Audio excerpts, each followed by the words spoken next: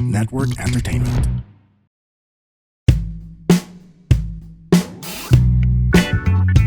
Hello everyone, welcome back to another episode of Kaya Pa Ba? And for this episode, we have an icon, a legend, and just I do not have the words.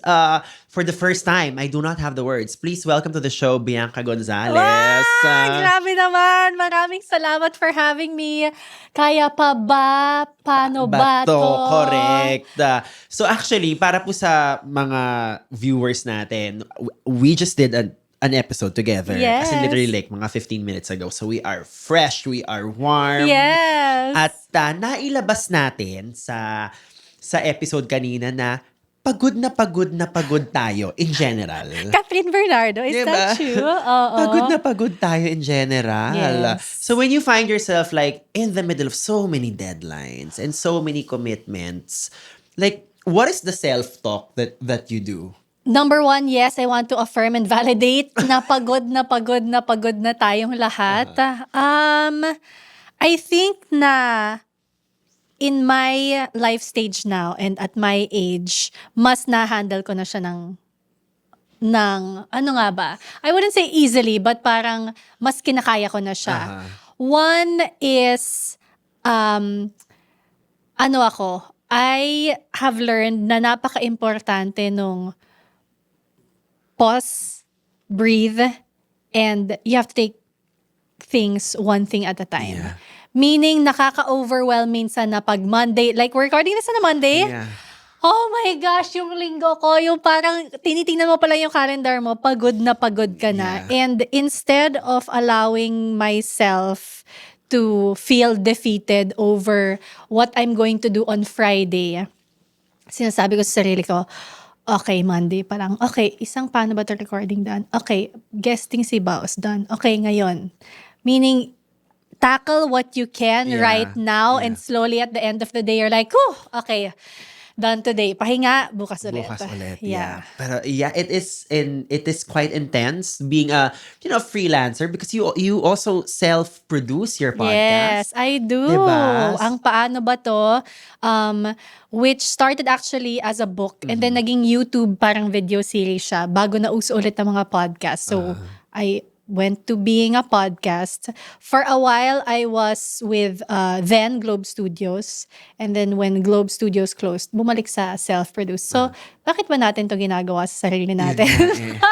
But I think at the end of the day, we do it because we love it. Yes. We love it. Super. Yeah, 100%. yeah. Hindi naman natin gagawin kung Correct. wala-wala lang Correct. or hindi siya connected sa why natin in life. Especially So, because, we don't make money immediately sa podcasting. We make money but not immediately. Yes. Diba? So parang kailangan talaga siyang tiyagain. and hindi siya parang YouTube na 'di ba YouTube parang medyo related to views and like May computation oo, siya. may computation siya, nakikita ka.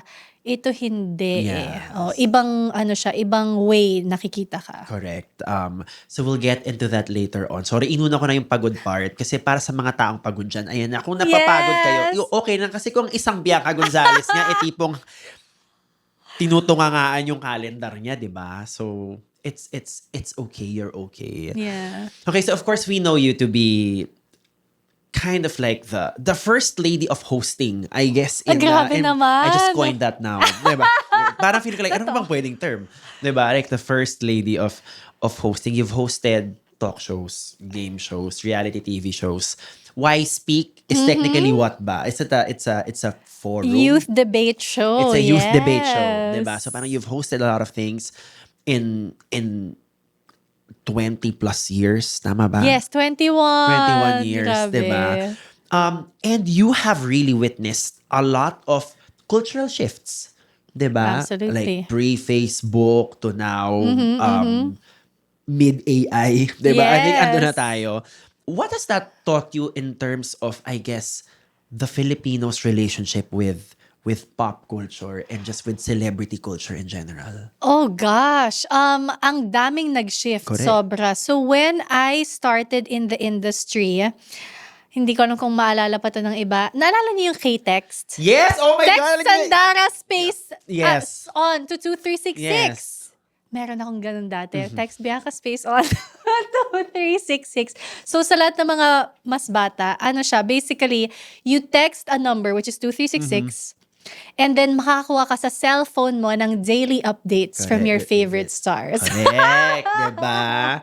Sobrang analog, no? Yes, pre-social media, yun, 250 ba? Yeah. Basta something. And so at that time, ang relationship ng viewers to people in showbiz was very one way. Meaning, consume lang sila ng consume. Makikita mo lang in real life or magkaka-two-way kapag manood ka ng mall show, manood ka ng concert, Yes. ganyan. Yun lang yung parang may real-time feedback. Or if you watch, for example, a live taping, which not everybody gets to do. And then at that time, kapag merong issue, controversy, ang isang artista, pupunta sa The Buzz. Correct. Pupunta sa eLive. That was Correct. the one Yes, I know, I yeah. got to host with Tony Ma and Luis. Entertainment Live. Doon ka magsasalita. Correct. Tapos syempre yung pagsasalita mo on the show, ang daming pinagdaanan kasi the writer researched, came up with questions, present sa management, pag-uusapan nyo ano yung willing kang sabihin, ano yung hindi. Ang daming ganon. Before the public actually consumes, break na sila. Parang ganon lang yung takeaway, di ba? Fast forward to now, all artists, myself included, have the liberty to do that on our own page and our own time. Social media will make the biggest breakups. The Catherine Danielle was all through Instagram. Immediately, everybody finds out about it. Diba? From them mismo. And then, the fans now, you know, you get to comment, minsan share yung story mo. So, medyo mas nag-bridge yung relationship ng viewer to TV show or star or guest as well. And then, even through the years, like, ang mga teleserye dati that ran for like years, 'di ba? Ngayon months na lang. Ngayon kapag may clamor ang audience for a certain storyline, lalaki 'yon. For example, the Can't Buy Me Love of Donnie and Belle did so well. Tas nagka-clamor yung Maris and Anthony. So lumaki yung storyline. So yung parang like it's really a living, breathing thing now, yung relationship ng television to audiences and viewers. Nasagot ko ba yung tanong mo? Parang dami ko sinabi. Nasagot mo siya. Talagang ganun na yung naging shift now. Yes. It is, whether we like it or not, it is now a big conversation where everybody is involved. Diba? May stake lahat. May say lahat. Correct. May stake lahat. May say lahat. But as somebody who is, a host na you're there to moderate things, you're not really expected to kind of really have an opinion on anything because you're there to follow a script, make sure you hit your mark. What are some of the moments, I guess, in this last PBB na parang na-realize mo, oh my God, this is such an iconic moment that you wanted to just be a fan first before the host of the show? I don't think I've ever gotten that feeling. Oh, wow. Yeah, to be honest. Kasi, being with, for example, Pinoy Big Brother, I'm 19 years with the show now. How crazy is that? I know like the ins and outs of the show and how it's produced. So, sobra na siyang demystified sa akin. I get it, yeah. Unlike a viewer na parang, wow, ano yan? Para kung nanonood ng Aquarium Channel, Correct, ganon. yeah. Sa akin parang, literally alam ko how it works. So, hindi na siya enigma sa akin. However, siguro the parts that I find challenging, especially in recent seasons, lalo na itong last season, dahil nga ang laki na ng say ng audience and impact ng opinion nila to the show, you also don't wanna screw up, diba? As a host, you don't wanna say anything that will piss off anyone or you don't wanna rock the boat in the wrong way. So yun yung tricky, I feel, as a host now. Especially with a show like PBB na the fans are so invested in their favorite housemate. Yeah. Actually, good thing you mentioned that you've been with PBB for 19 years. Like, which parts ang tipong I guess na-surprise ka pa na parang that, kasi parang every time it's a big phenomenon, 'di ba? Which parts yung tipong, oh wow, that I didn't expect that to happen. Siguro the last time I felt that was 2 seasons ago, PBB Gen 11. So it was the season where si Fiang won. yeah. Si Nasan si Nasan Fiang si Fiang? was our winner. Hindi naman sa di expected because mid-season we already knew that maingay yung show. It all started when there was this rap battle thing that super went viral on TikTok na nagsagutan si Fiang and si Jazz. And then people caught on to the show. The shocking part I remember was, especially for ABS, because we did not air on any frequency versus This last one. this last one that was on GMA and pre-pandemic and pre-shutdown that was on our own channel 2. Yeah.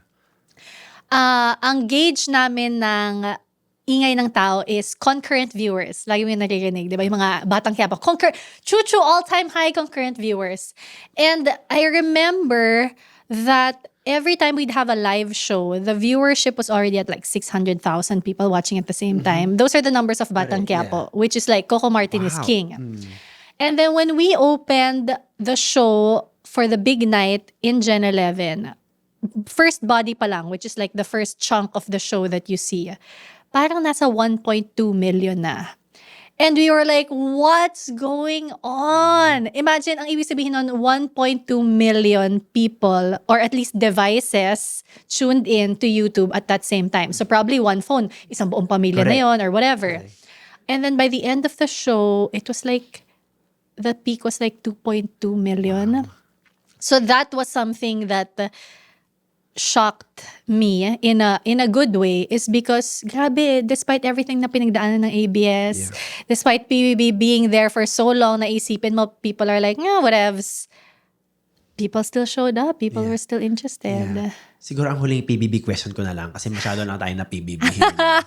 is, ano yung naging shift sa gusto ng masa in terms of who were celebrated before to now? Ano na, saan na nag-gravitate ang mga tao? Or were there archetypes before na parang were viewed a certain way, but now the culture eventually kept up and now they are celebrated? Gosh, that's such a hard question. Trivia, I hardly ever predict the right big winner. Oh. Like parang 2 times pa lang in history na nakatama ako, which was Melay and Maymay. Otherwise, mali yung akala ko mananalo. It has changed kasi in the start, nung bagong-bago yung show, you had the likes of Nene, Bea So, Melay Cantiveros, na parang people were able to resonate with strong women who spoke their mind, who were a unique personality. Yes. And then nagka-shift from, kasi there was also this rep of PBB na parang,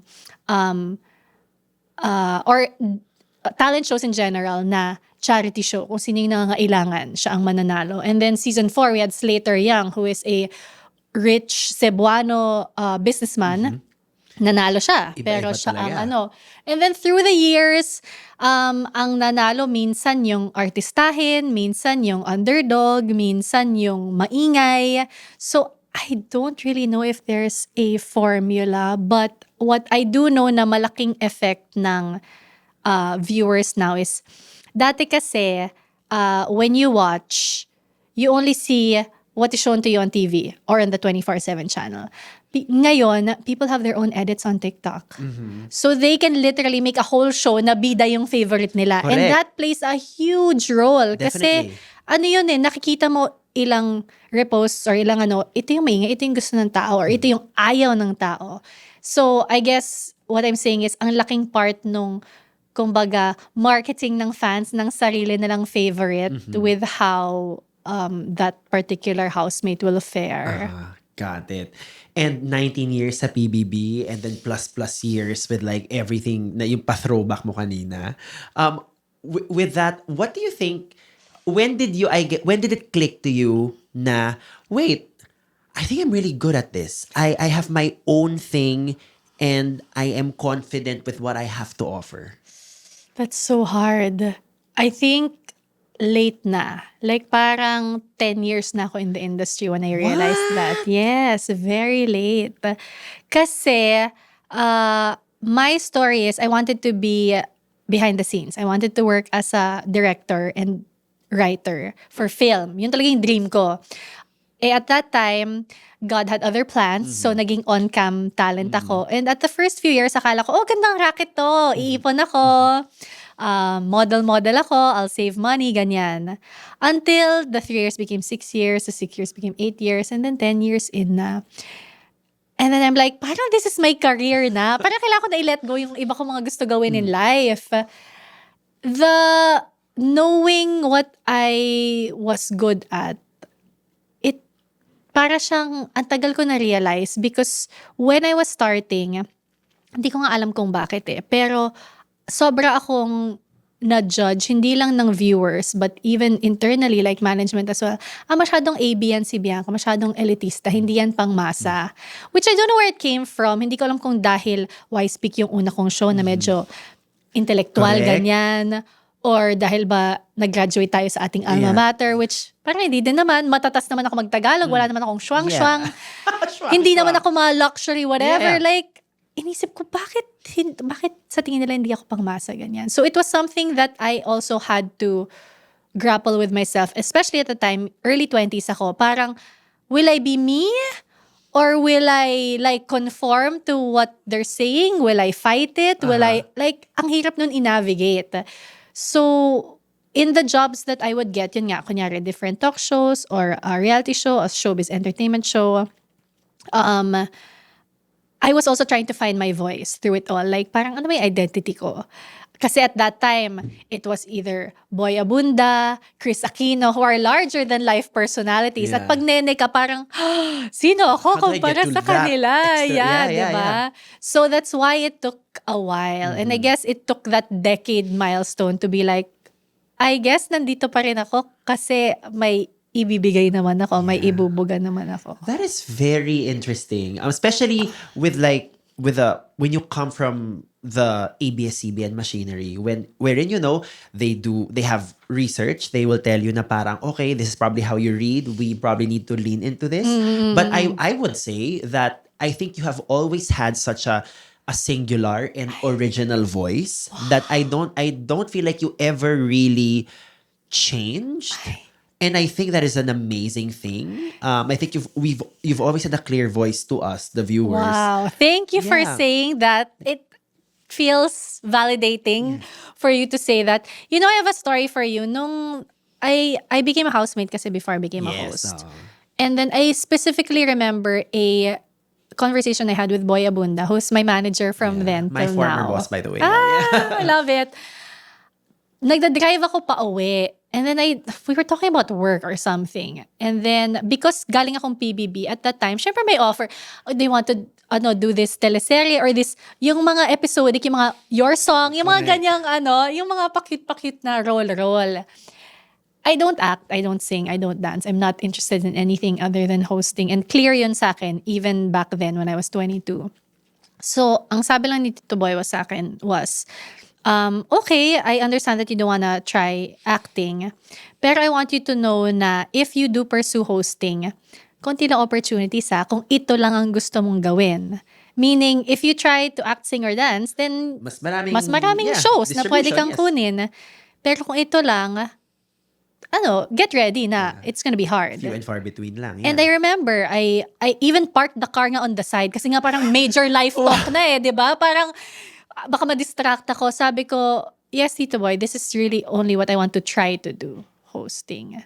So I guess, sobrang importante ng conversation na yun kasi it, I guess, set the tone for me kung ano yung ma-expect ko. Yeah. Wow. That's an amazing story. Thank you. Thank you, Tito Boy. And I think it's also kind of sticking with a lane that you know in your core is your lane, even though like when you were in ABS, I'm sure talagang ang dami mong nakikita around you na parang, this part is working for them. And they sing, they dance, they act, and they do this. But I am only in this lane. But I would think right now, finally, the culture, the zeitgeist, the moment has kept up with how important and I guess how valuable hosting is. Because, diba, you have a podcast, you have a book.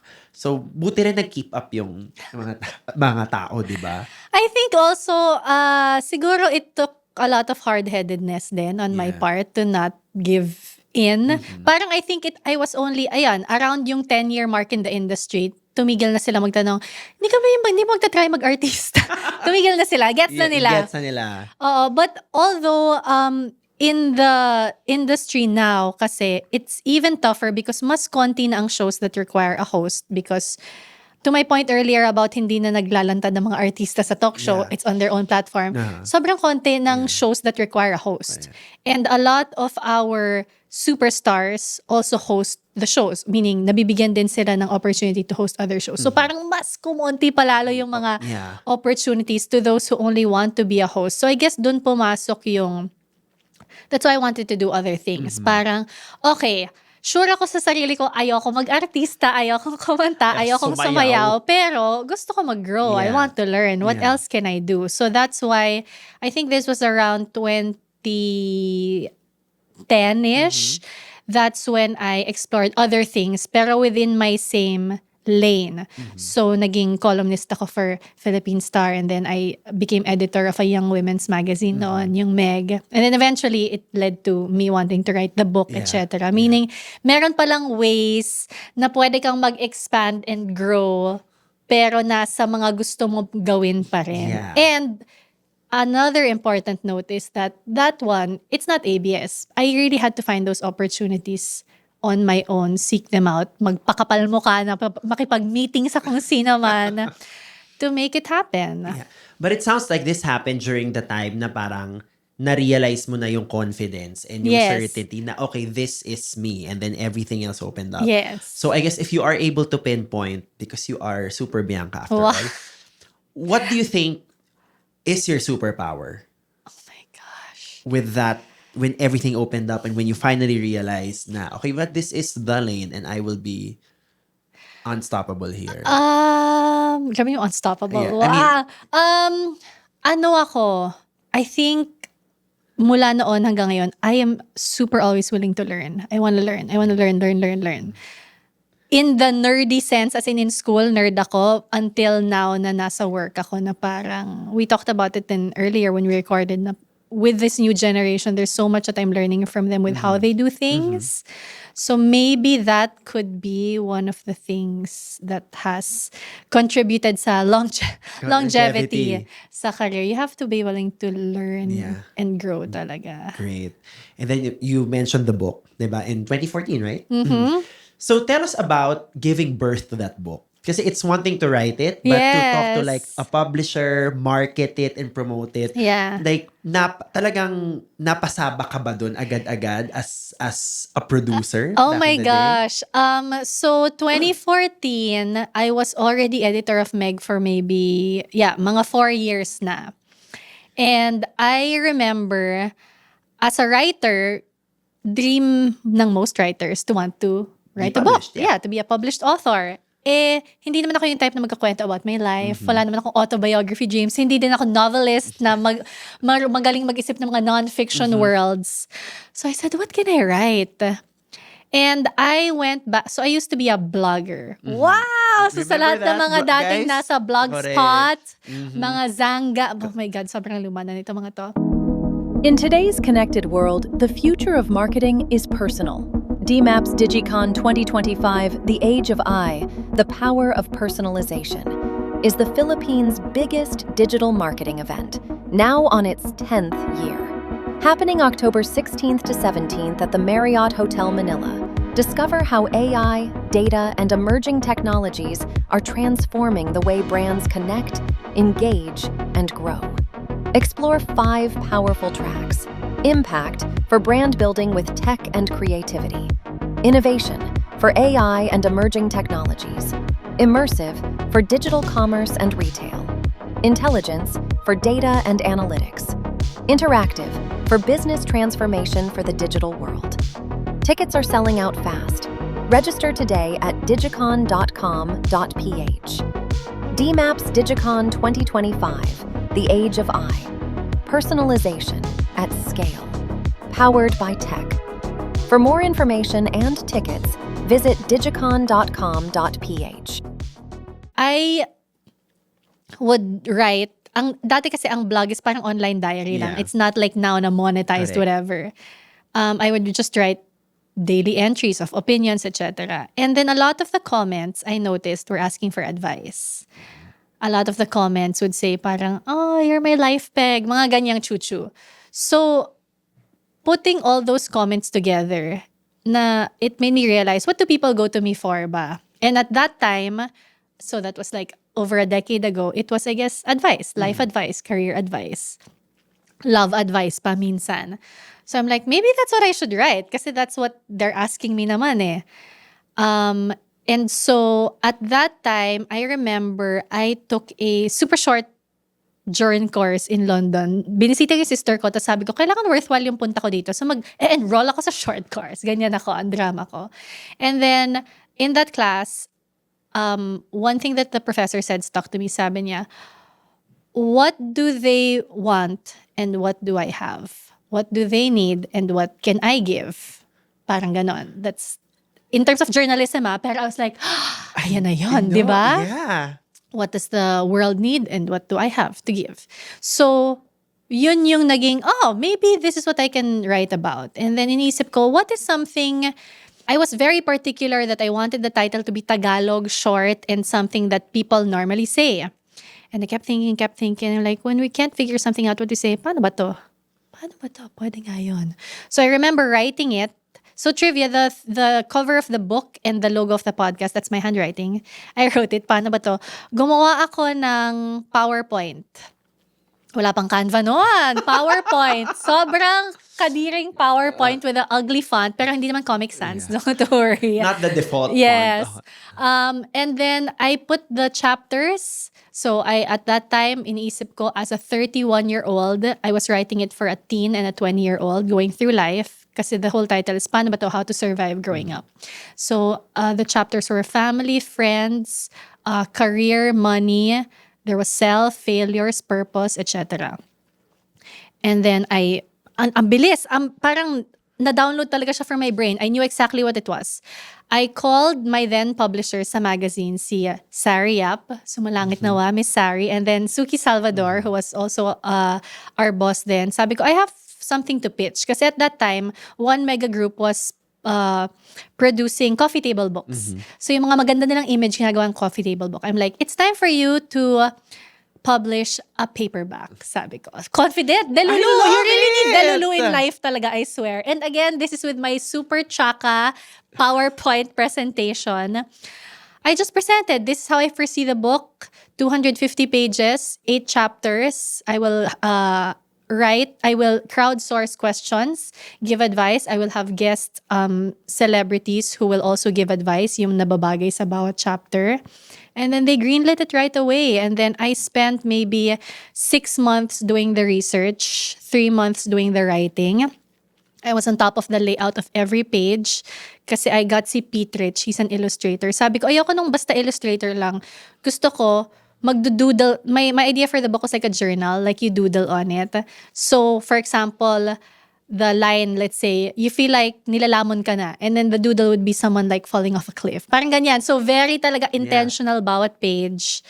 And then there, I released it. November 2014. Like 5 days before I got married. Sobrang crazy nung year na yun. Ang dami kong ginustong gawin that year. But yeah, one of my favorite years of my life. But all of it nagawa. Yes. Diba? Ang ganda nung sinabi mo kaninang, like, parang nag-demand ka ng meeting. I have an idea. It's time for you to publish a book na paperback. When you look back at those moments sa tipong, nakakahiya. talagang, I really went for it that time. Diba? But if you think about it, a lot of, like, there are moments in your life where you just really have to grab it by the proverbial balls. Yes, exactly. And like, you really need a little delulu in life, for sure. Especially with things that, ito ang paniniwala ko kasi, if you have an idea in your head that's so clear, or a dream in your head that's so clear, yung ganun nga, parang ang bilis lumabas sa'yo. Alam mo na yung plano, alam mo na yung detalye, it's so clear. That's not from us, technically. Yeah. That's from whatever higher being you believe in. I'm exactly like that. And I think the more years you live on this planet, you will realize na may mga seasons sa dumadating yun, and you just have to be Yes. more receptive na parang when that happens, it like, oh, I need to make something out of this. Yes. Kasi if you don't, it's a disservice. Yeah. Pinagkatiwala sa'yo, ako, I believe in God, but whatever universe powers, pinagkatiwala sa'yo, you're the chosen Yes. Vessel. Rick Rubin calls it vessel. Yeah. You are the vessel for this idea. And if you don't give birth to it, someone else will. Yeah, and I have also noticed times na I have like an idea for a TikTok post na hindi ko pinursue. Yeah. Then I hear that the line that I thought of sa iba, I'm like, oh, damn it. So parang the idea was looking for another collaborator already. Yes, exactly. I'm a big believer of that talaga. Diba? Yes. And I think to have that awareness that the universe wants to converse with you that Yes. way, I think is a gift I want everyone to Yeah. experience as soon as possible, as early as you can. Yes, Yeah. yes. It really is that. That's a perfect word. It's a gift. Kasi, ang dami natin. Diba? Parang ang dami naman natin Ang dami pwedeng natin. gumawa nito. So, parang kung ikaw yung biglang nabiyayaan nun, go mo. Yeah. Yeah. And it feels like talagang you will know when that moment hits Yeah. you eh. Parang Yeah. kinakausap ka talaga ni Lord. No joke. Yes, Ganun siya. totoo. Yeah. Alam mo yung something that I think we really start to learn in our 30s and mas klaro siya when you reach your 40s, you'll feel it, is yung listening to your instinct. We always hear it, diba? Listen to your instinct, listen to your gut. And when you're in your 20s, it's so hard to tune into that. Kasi How nga, does that sound like? yeah, diba? and like we have so many doubts. But it's something that I now try to instill in our kids. So my kids are 9 and 6. And the questions that I ask them are not about, hindi para siyang outside questions sa kanila. It's more of like, so how did you feel about that? How did you feel about what you did? Because my husband and I want to instill in them na yun nga, what you're feeling or what your gut, what your brain is telling you, that's actually something you need to listen to.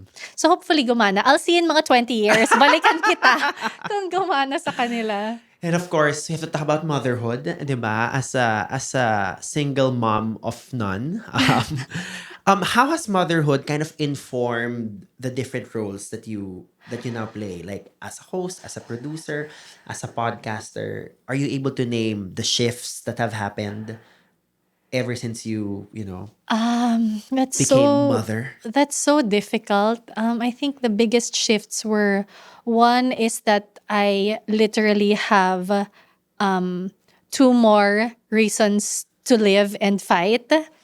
Like 2 walking, living, breathing reasons to hope and to keep going.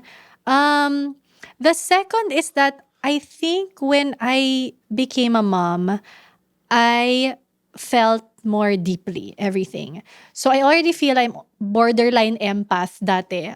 All the more when I became a mom. Yung parang you feel so many feelings, you feel deeply about so many issues of the world kasi you know yung future nila apektado dun. So for sure that informs like the things that I want to do in life because parang it tells me, no, you want to put your time and effort into things that are worthwhile that will make an impact, hopefully. And speaking of impact, so yesterday po, yung Rally for Peace. Yes. You were there, and you were with your family. Yes. I want to know, like, did you have a conversation with your kids before? Like, how did you parang brief them? Yes. And like, what to expect, what this is about, and Yeah. then just tell us all about that. I'm sure it was a very special day for you. Yes, super special. Thank you for asking. So I remember when they were all talking about the September 21 rally. That was the date because it is the 53rd anniversary of martial law. I already told my husband, sabi ko, I think we should bring Lucia, our firstborn, because my firstborn is 9 years old. Parang naintindihan na niya yung mga nangyayari sa mundo. And thankfully, and this is another very important life tip, please choose your life partner wisely because it will massively have an impact on your joy, productivity, output, you as a person, youth in life partner, very important. So yeah, thankfully we're very aligned in values. So he agreed. He's like, yeah, let's bring Lucia.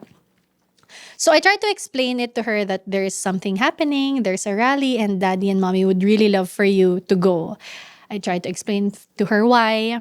At first, hindi, she said, no, I don't want to. Because I guess she has no idea what it is. Like, why would she say yes to something that feels... I just showed her pictures, said, this is what a rally looks like, ganyan. And you see the floods, diba? We've been showing you videos of floods. That's why people want to go out on the streets, etc. So it took some time to try to convince her. I didn't want to push her so much. So sabi ko, sige, we'll just let it simmer. The next day, I talked to her again. I said, you know how I always tell you that we're so lucky that we have a comfortable house, that mommy and daddy get to bring you to school every day, that you have a school to go to that's nearby. Sabi ko, not a lot of people, not everyone has that. Some people, when it floods, they have no home. A lot of kids, they have to walk 2 hours just to go to school, etc. etc. So parang trying to explain to her. And at 9, age appropriate naman siya. Sabi ko, just because we're comfortable doesn't mean we shouldn't care about what they go through. That's why we want you to go with us to these rallies, because when you're very lucky like us, when God gives you blessings like us, parang you use it to help others, parang ganyan. Siyempre, ang big concept pa rin, so hindi pa rin niya na-get. So, sabi ko, alam ko na yung alas ko dito para maano. I talked to my 6-year-old. Sabi ko, Mommy and Daddy want to go to this rally. Can you go with us? Ang sabi niya lang yata was parang, can I bring my... She just got a grasshopper. Can I bring my grasshopper? Sabi ko, yeah, you can. Okay. Dali ka usap. At saka parang, I guess, ang laki pa ng konsepto. It's just going with mommy and daddy. Yun lang yung naglaland. And then when the second one wanted, the panganay, okay, I guess I'll go. So when they both agreed to go, we tried to explain it to them in that way, that the floods are happening because there are bad guys who are stealing money from the people who pay tax, that's us. And we're just here because we want to say, no, that's a bad thing to do. Parang ganyan. So, yeah, we went there. We were so happy that they agreed. And then the best part was we just said, anything you want to ask, anything, just ask us. So they kept asking about the signs. Oh. They kept asking about, what does that chant mean? Ano yung parang ikulong? Mga things like that. And so it was so fulfilling, honestly. Made me so proud. And then last night nga, my 6-year-old said parang, Mommy, the next time you go to a rally, can I go with you? I was like, oh my gosh. And then nakakainis kasi I already prepared like small cardboards. Naggupit na ako ng box, pero parang ang dami nangyari, so I forgot to bring it. So while we were there, the kids were like, we should have brought our signs. Gawanan sila. So yeah, I hope na it makes an impression on them for like the years to come. But what I love about that story is it was an actual conversation. Oh, like, yeah, you had absolutely. to ask them first, parang, there's gonna be this thing, the choice is still up to you. And then even if, like eventually, I guess parang, in this case, napilitan na lang.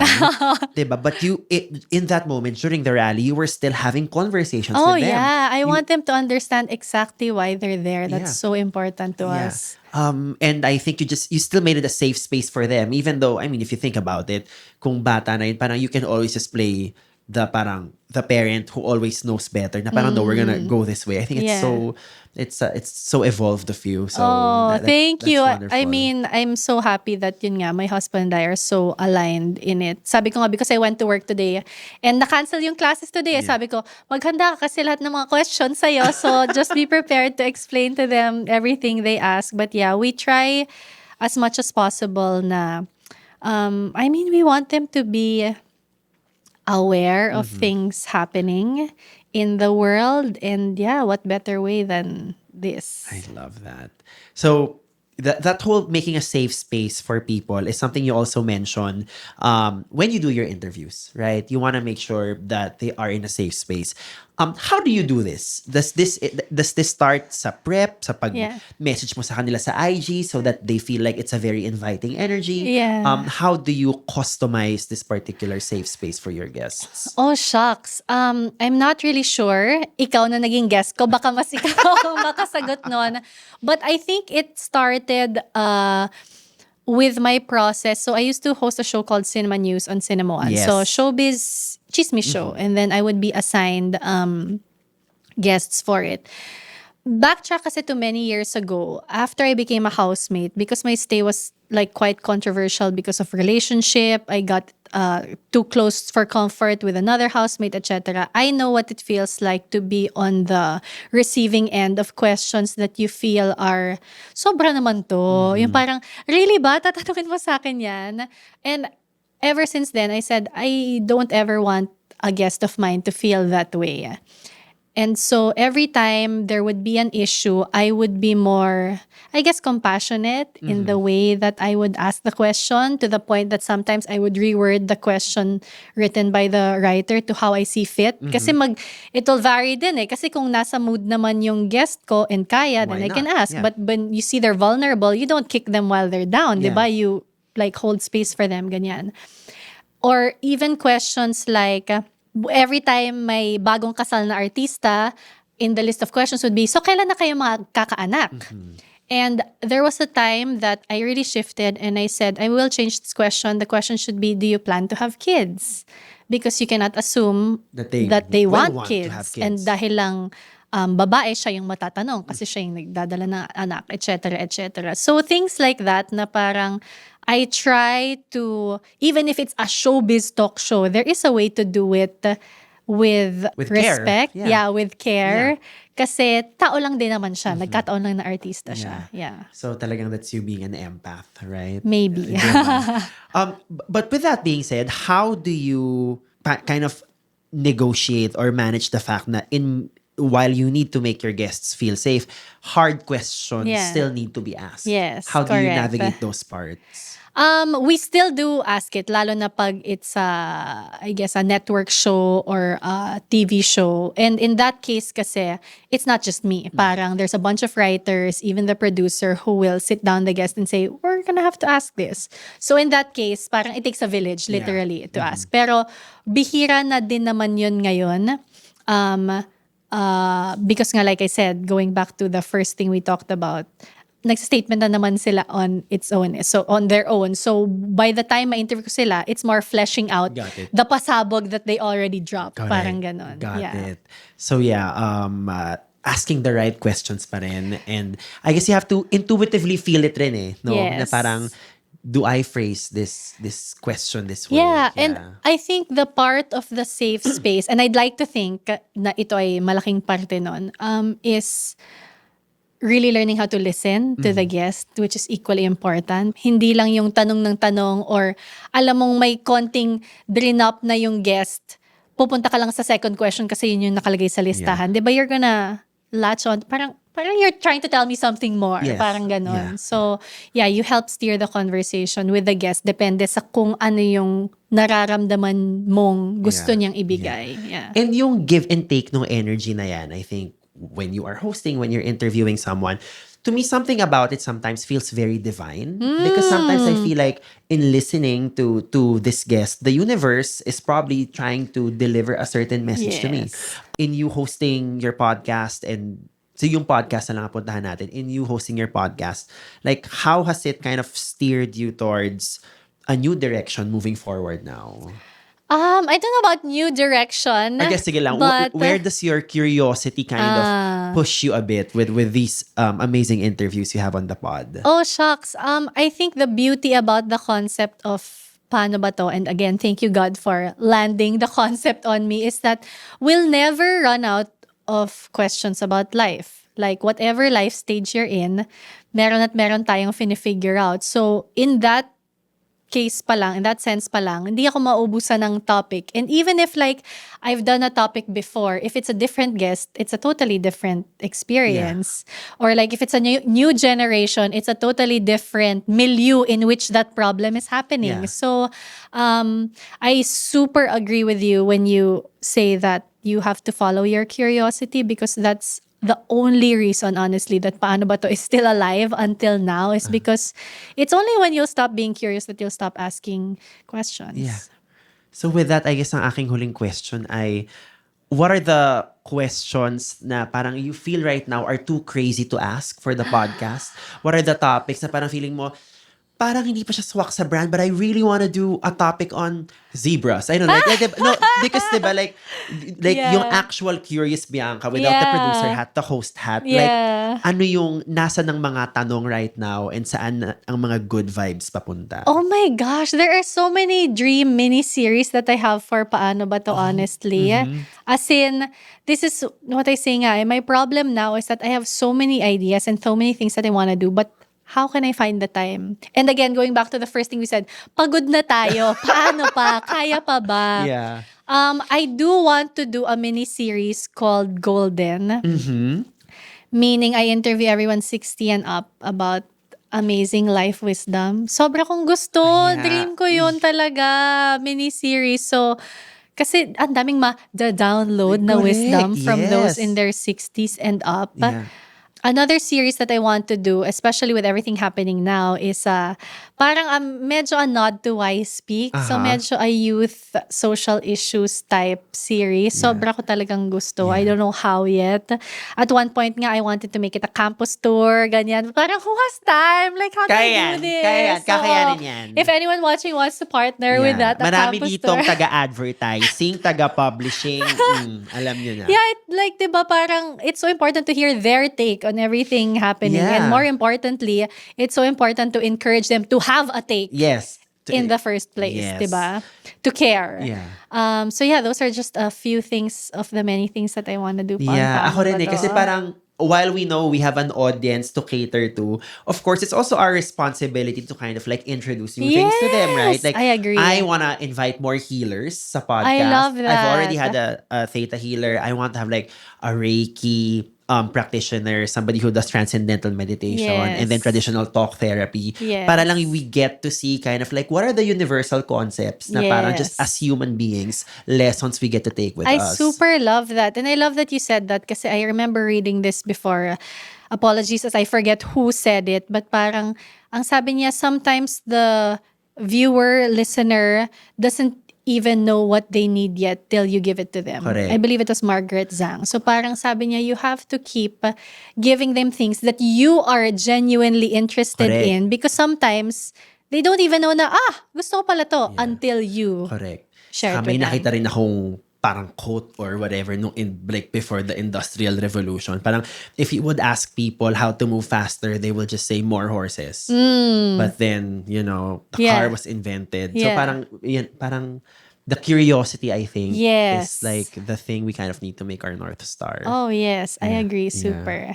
That is it. Thank you so much, Bianca. This is so thank fun. you. I know. Meron tayong mini manifestation Yes. sa dulo. Which I feel love like, it. At saka maraming salamat sa exchange guesting. Yes, of Please course. catch Baus also on Paano Ba To? Yes, on the masaya pod. yung ginawa namin. Yung mga usual millennial hugots that you want from andun po, nung ko nilabas lahat. Yes. But that is it. Thank you so much for joining us today. Don't forget to rate and review us on Apple Podcast and Spotify and wherever you may find us. Follow us on IG, Kaya Baba Pod. And in case they don't follow you yet, tell the children where they can find you. Ang tari ng children. Oo. I am Super Bianca on all platforms. And yes, if you can also follow Paano Ba To on Instagram. And ito na naman tayo. I'm so tired, but we have to be on TikTok. So it's Ask Paano Ba To on TikTok. Bumalik na naman sa Bumalik pagod. na naman tayo sa pagod. And it's only Monday. Yes, laban. And that's it. Thank you so much, guys. We will see you next time. Bye.